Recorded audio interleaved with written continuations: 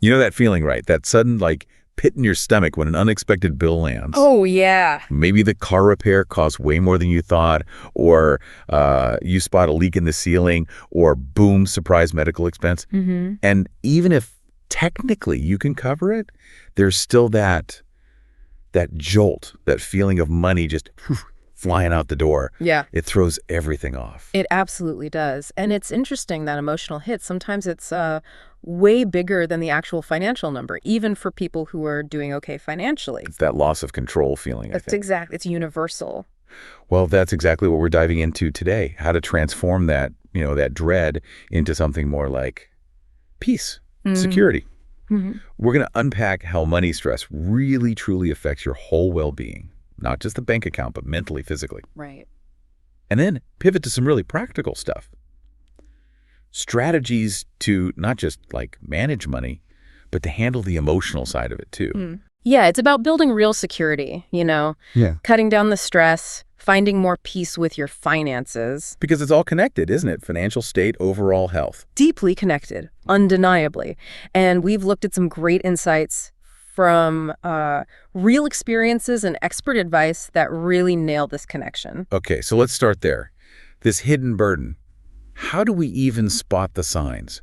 When are financial worries actually, chipping away at us? Well, it can be subtle at first. Maybe you're just constantly thinking about bills, even if they're paid on time, or running through those what-if scenarios over and over. What if I lose my job? What if the car breaks down again? Exactly. Or feeling guilty whenever you spend money, even on necessities. Maybe noticing more arguments about money at home. Those aren't just minor annoyances, are they? No, not at all. They're like little warning lights. Your mind, your body, signaling that something's off balance. And it can get more obvious, too. For sure. You might see bills starting to pile up, overdue notices. That's a big red flag, obviously. Or finding it really hard to actually save anything, even for small goals. You want to save, but it just doesn't happen. That sounds like a real emotional drain. It is. It really eats away at your sense of stability, your hope, even. And that leads to the bigger impact, beyond the wallet.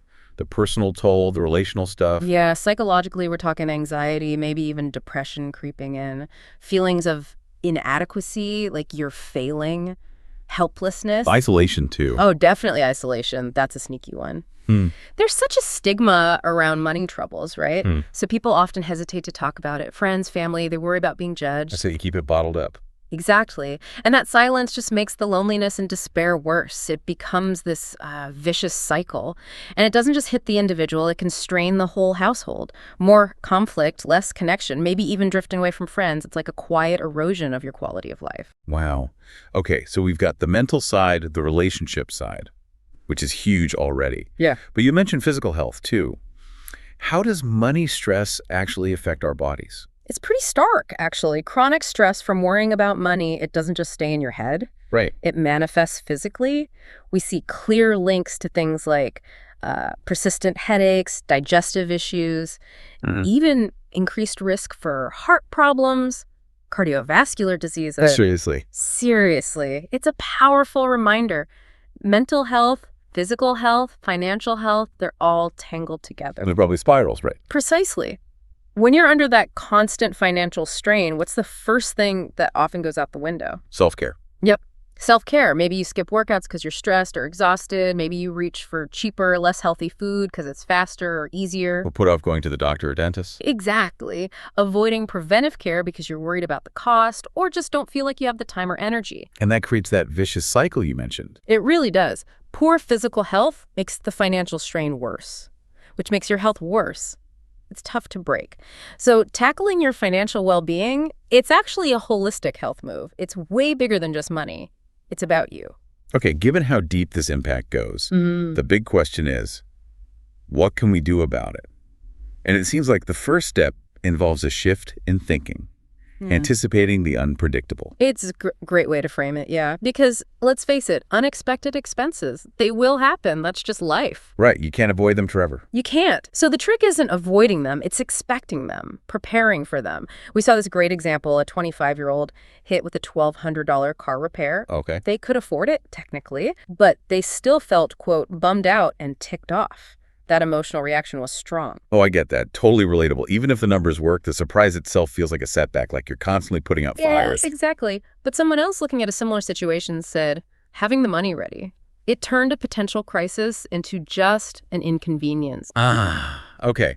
That's a huge mental shift. Huge. It's not just about the cash, it's the peace of mind that cash represents. So how do we build that buffer, that peace of mind fund? Well, the cornerstone is the emergency fund. And this isn't just like general savings, it's specific. Right.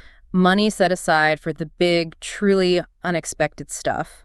Losing your job, a major home repair, like that leaky roof, a serious medical bill. It's a safety net. Exactly. It keeps you afloat so you don't have to reach for high-interest credit cards or loans, which can just dig the hole deeper faster. So how much should be in there? What's the target? Well, you got to start somewhere. Maybe the first goal is just, say, $500, enough to cover one urgent thing. Okay. Manageable. Then the standard advice is build up to 3 to 6 months of essential living expenses.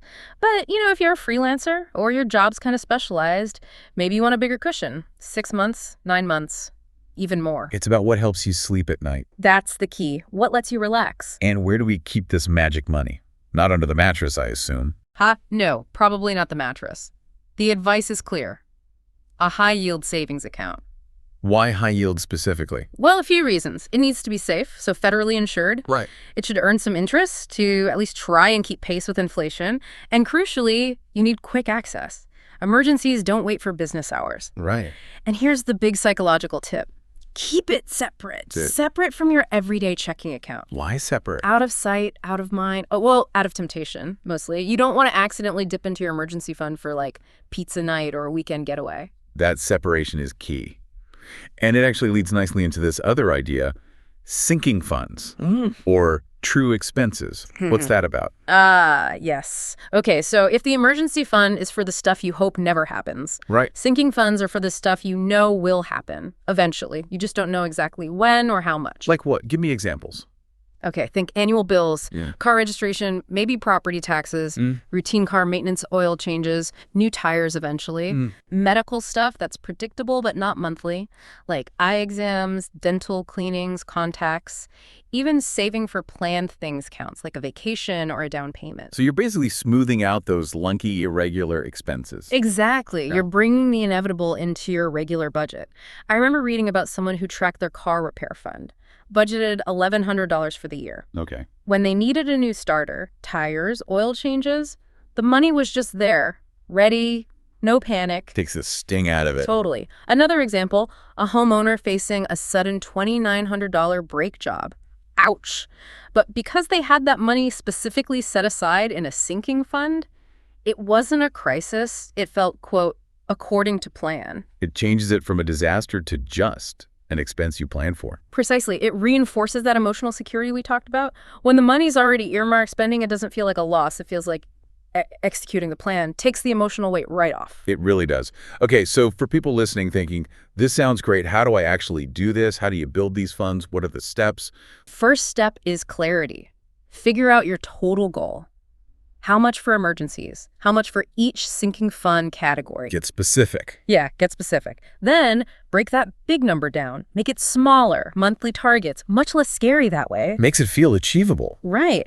Then you got to make it happen consistently. Automation is your absolute best friend here. How so? Set up automatic transfers straight from your paycheck or from your checking account into those dedicated savings accounts every payday. Don't even think about it. Set it and forget it. Pretty much. Yeah. Or use those roundup apps if that works for you. Another good trick. Any unexpected money, like a tax refund or a bonus, shove it straight into those funds. Smart. Build momentum. Exactly. And finally, check in regularly, maybe once a month, once a quarter. Is it still the right amount? Do you need to adjust? Life changes, so your plan might need to tweak too. Consistency and making it easy, that's the secret sauce. Remove the friction. Okay, so we've built the buffers. Yeah. Emergency funds, sinking funds. What comes next for, overall financial well-being? Sounds like we need to zoom out a bit. We do. It starts with a real, honest look at where you are now, like a financial checkup. How do you do that? Track your spending, every penny. Use a spreadsheet, an app, whatever works, but you have to know where the money is actually going. That's ground zero. No more guessing. No more guessing. Once you see the reality, then you can think about your money values, what's actually important to you. And filter your spending through that. Exactly. Put every potential purchase through that value filter. Is this a genuine need? Oh. Or is it a want? We often confuse those two. Guilty as charged. We all are sometimes. And here's a neat trick for wants. The waiting period. Oh. Just wait a day or two before buying something non-essential. Give yourself time to think. It cuts down impulse buys like crazy. And, kind of surprisingly, it can make you appreciate what you already have more. That's interesting. A little mindful pause. Totally. It pays off. Okay. Mindful spending. Love it. Now, what about the elephant in the room? For many people, debt. How do we tackle that responsibly as part of this? Yeah, debt needs attention. First, try to reduce, or if possible, stop using credit cards for anything other than a true dire emergency. Cut of the cards. Maybe not literally, but mentally. Mentally, at least. And critically, don't ignore creditors. Open the mail. Answer the phone. Even if you can't pay the full amount, try to pay something, anything. It shows you're engaging. Shows good faith. Exactly. And if it feels totally overwhelming, look into options like debt consolidation. It can sometimes simplify things and lower payments. The goal is getting back in control, not hiding from it. Makes sense. Now, often money isn't just a me thing, it's an ooze thing. How do we bring family into this? Partners, kids? Super important. With a partner, it's all about teamwork. Get organized together, schedule a regular time, maybe weekly, just to talk finances. Like a money date. Sort of, but keep it positive. Yeah. Focus on shared goals, what you want to achieve together. Use that win-win approach. It's a partnership, right? Not a fight. Right. And with kids. Involve them, age appropriately, of course. Have family finance meetings. Share basic info about the budget. Brainstorm ways to save money together. Plan fun, low-cost activities. It's teaching them life skills, too. Huge life skills. Financial literacy, responsibility, it's invaluable. Okay, beyond the big picture stuff, any practical tips for just making the money go further day to day, those clever little hacks? Oh, there are tons. Household stuff. Meal planning based on what's on sale. Cutting back on eating out that adds up fast. Clipping coupons, digital or paper. Maybe rethinking that expensive cable package. Little things that compound. Exactly. Look into energy savings programs from your utility company. Can you carpool sometimes? Use public transport. Plan a fun staycation instead of a pricey trip. It all makes a difference. For sure. And healthcare costs can be a huge source of stress. Any tips there? Definitely. Use your preventive care benefits. Annual checkup screenings are often covered 100%. Don't skip them. Got a question. Call the 24-hour nurse line if your plan has one before rushing to urgent care or the ER.